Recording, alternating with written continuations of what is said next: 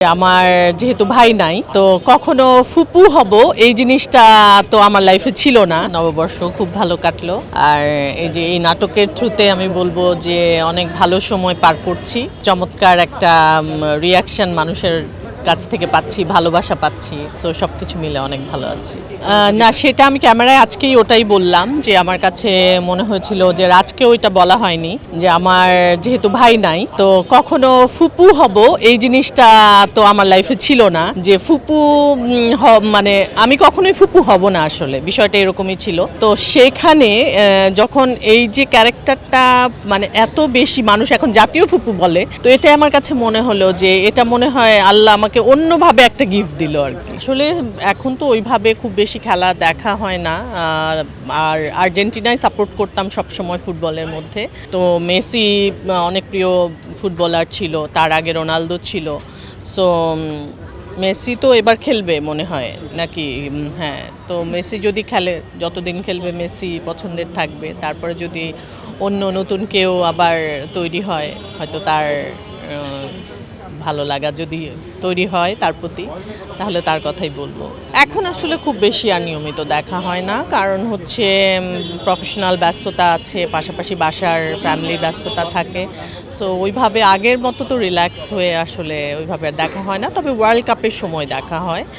Last world কাপও মনে আছে যে আমার শুটিং ছিল, আমি গাজীপুরে শ্যুট করছিলাম একটা জঙ্গলের মধ্যে। লাস্ট যেদিন ফাইনাল হয় সেই জঙ্গলের মধ্যে আমরা মোবাইলে খেলা দেখেছি, এবং আমার পছন্দের টিম আর্জেন্টিনা তখন জিতেছে।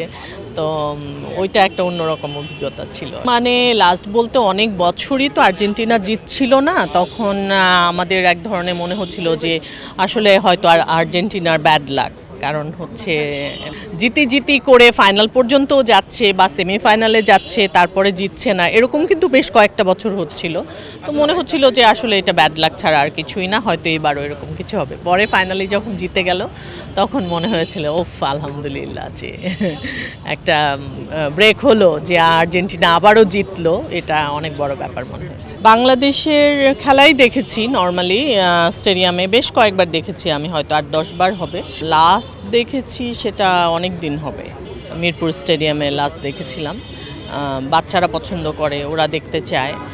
এখন আসলে হয় না যে অনেক রকমের ব্যস্ততা থাকে, তো বিশেষ করে মেয়েদের, আসলে মেয়েদের ব্যস্ততাটা বহির্মুখী হয়ে যায়। যে বাচ্চা, আমার তো 2টা বাচ্চা 2 সাইজের, সো দুজনের রুটিন মেনটেন করে সব কিছু মিলে আর এখন আর এই 6-7 বছরে আর দেখা হয়ে ওঠেনি। যেটা হয় কি, ভুল ধরিয়ে দেয়া বলতে গল্পের ভুল অনেক সময় ওরা বলে যে এরকম কেন হলো, বা হচ্ছে ক্যারেক্টারাইজেশনের ক্ষেত্রেও বলে, বা কাস্টিংয়ের ক্ষেত্রে বলে। যেমন কিছুদিন আগে আমি আমার একটা কাজ করেছিলাম মোটিভেশনাল, যে একটা বাচ্চা আমার হবে হসপিটালে শর্ট, আমার মেয়েটা ছোট, ও বলছে এটা কি হলো, তোমার এখন একটা বাচ্চা হবে, এটা তো মানে কেমন হলো বিষয়টা।